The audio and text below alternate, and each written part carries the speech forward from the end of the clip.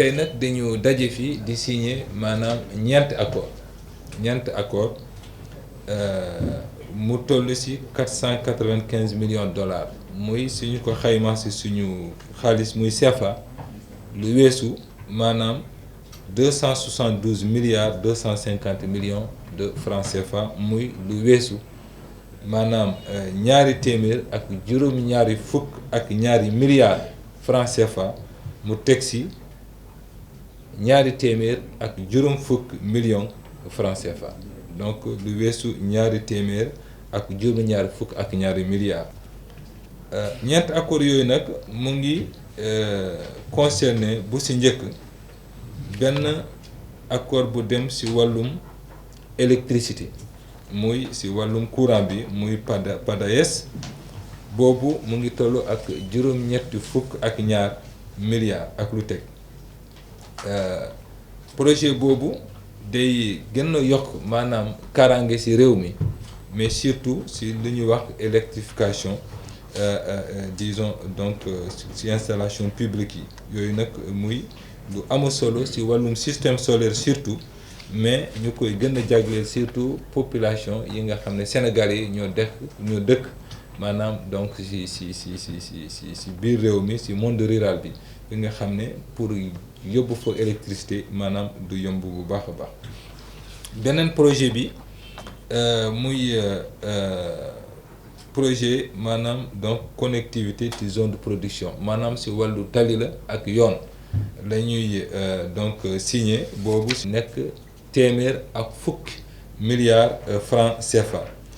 suma collègue Mansour wax na ko léegi ci wolof projet boobu aussi donc am na yoon yu am solo yi nga xam ne moom la concerné moo nekk surtout ci biir réew mi muy ci wàllu bassin arachidier bi mais surtout maanaam aussi ci nord pays bi pour désenclaver maanaam ñëpp ñi nga xam ne dañu soxla dem ak dikk ci entre zone de production yi troisième projet bi muy ci wàllum njàngale la nekk ci wàllum njàng muy 55 milliards francs CFA muy c'est-à-dire juróomi fukk ak juróom milliards ci suñu xaalis pour ñu jagleel ko maanaam pare suba pour xale yi ci wàllum njàng mi donc projet boobu tamit moom la wundu beneen projet bi muy bu mujjël bi maanaam quatrième projet bi ñeenteel bi muy benn projet bi nga xam ne dañu ko jaglal disons région sud yi région de Ziguinchor ak région de Ziguinchor autant pour moi région de Kolda ak région de Sédhiou lu toll ci ñaari fukk ak ñeent ak lu teg donc milliards de francs CFA loolu it day ñëw pour yokk surtout mën-mën